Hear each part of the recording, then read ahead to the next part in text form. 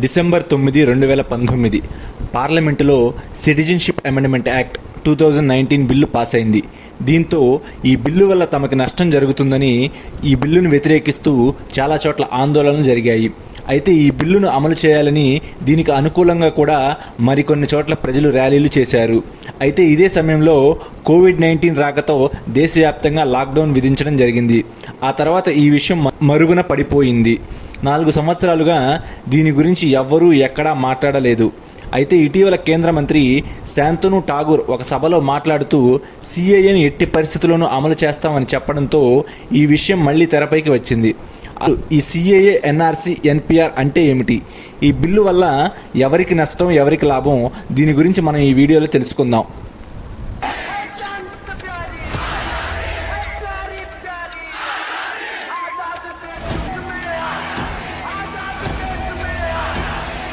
का निर्णय 311 माननीय अध्यक्ष जी, उन्होंने कहा कि NRC of citizenship amendment bill trap. मान्यवर, इसमें कोई ट्रैप नहीं, एक सीधा साधा लेजिस्लेशन है। हर मसले आपके पले सीएए देश का कानून है, इसको कोई रोक नहीं सकता। और భారతదేశంలో పుట్టిన ప్రతి ఒక్కరికి డిఫాల్ట్గా భారతీయ పౌరసత్వం వస్తుంది. అదే సిటిజన్షిప్. అయితే ఈ సిటిజన్షిప్ ఉంటేనే మనం ఇక్కడ నివసించడానికి, ఉద్యోగం చేయడానికి లేదా క్రయ విక్రయాలు చేయడానికి మనకి హక్కు ఉంటుంది. ఎవరెవరు ఈ సిటిజన్షిప్కి అర్హులో, ఎవరెవరు అనర్హులో ఇండియన్ సిటిజన్షిప్ యాక్ట్ 1955లో పొందుపరిచారు. ఈ యాక్ట్కు అప్పుడప్పుడు సవరణలు జరుగుతాయి, అంటే అమెండ్మెంట్స్. అలా 2019లో కూడా ఈ యాక్ట్కి అమెండ్మెంట్ జరిగింది.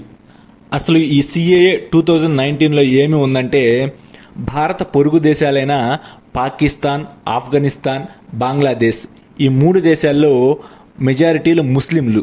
ఇక్కడ మైనారిటీలైన హిందువులు, సిక్కులు, క్రిస్టియన్లు, పార్సీలు, బౌద్ధులు, జైన్లు ఈ 6 మతాల వారు ఎవరైతే భారతదేశానికి డిసెంబర్ 2014 ముందు వలస వస్తారో వారికి ఇండియన్ సిటిజన్షిప్ పొందడానికి అర్హులని గవర్నమెంట్ చెబుతుంది. డిసెంబర్ 2014 ముందే, ఎందుకంటే అంతకుముందు వచ్చిన వారి డేటా భారతదేశం దగ్గర లేదు. అయితే ఇక్కడ ఈ 6 మతాల వారికి ఇస్తున్నారు కానీ ముస్లింలకు ఎందుకు ఇవ్వట్లేదని ఆందోళన చేస్తున్నారు.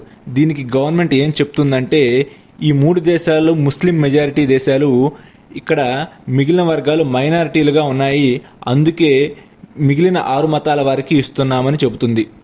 కానీ ప్రజలందరూ ఇది చాలా తప్పు అని చెప్పేసి దీనిపైన ఆందోళన చేస్తున్నారు. ఒకసారి మనం కాలంలో వెనక్కి వెళితే దేశ విభజన సమయంలో పాకిస్తాన్లో 20% హిందువులు, అలాగే 3% మంది క్రిస్టియన్లు ఉండేవాళ్ళు. కానీ ఇప్పుడు హిందువుల జనాభా 2 నుండి 3% పడిపోయింది, అలాగే క్రిస్టియన్స్ 1% పడిపోయింది. మైనారిటీలుగా ఉన్న హిందువులను పాకిస్తాన్లో ఉక్కు పాదంతో అణిచివేశారు.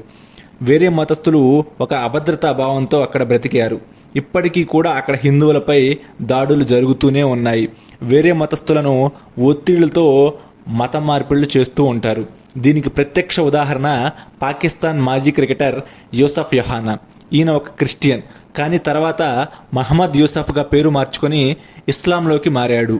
అలాగే బంగ్లాదేశ్లో కూడా 1947 నుండి 1950 మధ్యలో హిందువులను ఓచకోత కోశారు.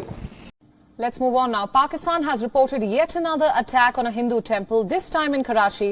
Violence against a minority Hindu population in the nation is rampant. The attacks, a group of vandals broke into a Hindu temple and destroyed religious idols in Karachi on Wednesday. ఈ విధంగా అక్కడి పరిస్థితులను, దాడులను తట్టుకోలేక భారతదేశం వలస వచ్చిన ఈ 6 మైనారిటీ వర్గాల వారికి భారతదేశం ఇండియన్ సిటిజన్షిప్ ఇస్తామని సిఏఏ ద్వారా చెబుతుంది. అది కూడా ఈ 3 దేశాల నుంచి మాత్రమే. దీని ద్వారా ఒక 50,000 మందికి మించి సిటిజన్షిప్ రాదు. కాబట్టి భారతీయులకు కలిగే నష్టం ఇక్కడ ఏమీ ఉండదు. NRC, national register of citizens, ఇది కేవలం అస్సాం రాష్ట్రానికి మాత్రమే సంబంధించింది. దేశ విభజన సమయంలో బంగ్లాదేశ్లో హిందువులకు, ముస్లింలకు మధ్య జరిగిన గొడవల్లో చాలామంది భారతదేశానికి వలస వచ్చారు. అస్సాం ప్రజలు వారి రాకను వ్యతిరేకించారు. అప్పుడే మొదటిసారిగా ఎన్ఆర్సీ కాన్సెప్ట్ వచ్చింది. కానీ దీని ఇంప్లిమెంటేషన్ మాత్రం జరగలేదు. ఇప్పటి బంగ్లాదేశ్ అప్పుడు ఈస్ట్ పాకిస్తాన్గా ఉండేది. 1971లో బంగ్లాదేశ్గా ఏర్పడే సమయంలో అక్కడ పోరాటాలు మొదలయ్యాయి. ఆ సమయంలో చాలామంది భారతదేశానికి వలస వచ్చారు. అందుకే ఎన్ఆర్సీ కటాఫ్ డేట్ను ప్రభుత్వం 1971 మార్చిగా నిర్ణయించింది. ఈ వలసదారుల విషయంలో అస్సాం ప్రజలు చాలా ఆందోళన చేశారు.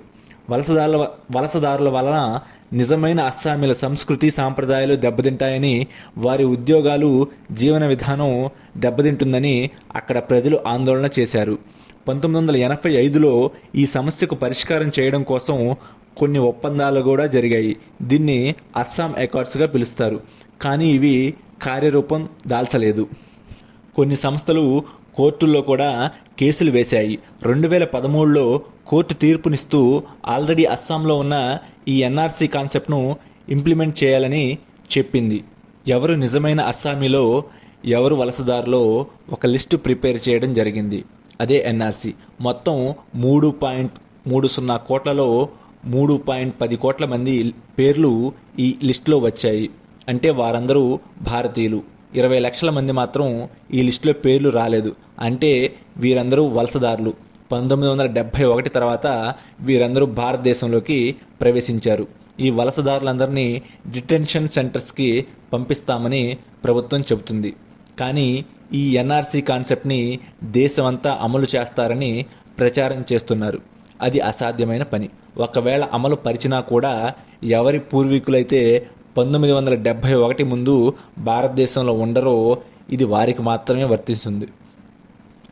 NPR national population register. ఒక క్లాస్ రూమ్లో కొంతమంది విద్యార్థులు ఉంటారు. వారందరి పేర్లు ఆ క్లాస్ రిజిస్టర్లో రాస్తారు. అలాగే భారతదేశంలో నివసించే ప్రతి ఒక్కరి పేరు ఉండేలా భారతదేశంలో ఒక రిజిస్టర్ను తయారు చేస్తామని ప్రభుత్వం చెప్పింది. అదే ఎన్పిఆర్ నేషనల్ పాపులేషన్ రిజిస్టర్. 2010లో అప్పటి కాంగ్రెస్ గవర్నమెంట్ ఈ ఎన్పిఆర్ను మొట్టమొదటిసారిగా ప్రవేశపెట్టింది. ఒక 15 ప్రశ్నలతో కూడిన ఈ షీట్ను ప్రభుత్వం సిద్ధం చేసింది. ఎన్పిఆర్ ఉద్దేశం భారతదేశంలో ఎవరెవరు ఉంటున్నారో తెలుసుకోవడమే. 2011లో సుప్రీంకోర్టు ఓ కేసు విషయంలో ఎన్ఆర్సీని మీరు ఎప్పుడు అమలు చేస్తారో అని గవర్నమెంట్ని ప్రశ్నించగా దానికి సమాధానంగా తాము ఆల్రెడీ ఎన్పిఆర్ను సిద్ధం చేస్తున్నామని, అది పూర్తయ్యాక ఎన్ఆర్సీని ఇంప్లిమెంట్ చేస్తామని ప్రభుత్వం చెప్పింది. అంటే క్లాస్లో ఎవరెవరు ఉన్నారో లిస్టు తయారు చేసి బయటి వాళ్ళని పంపించేస్తామని చెబుతున్నారు. దీనికి అప్పటి కేంద్ర మంత్రి చిదంబరం మీడియాతో మాట్లాడుతూ తాము ఎన్పిఆర్ను సిద్ధం చేస్తున్నామని, ఎన్ఆర్సీని కూడా ఇంప్లిమెంట్ చేస్తామని చెప్పారు. దీనిపై అప్పటి ప్రభుత్వం గొప్పలు చెబుతూ యాడ్స్ కూడా జారీ చేసింది.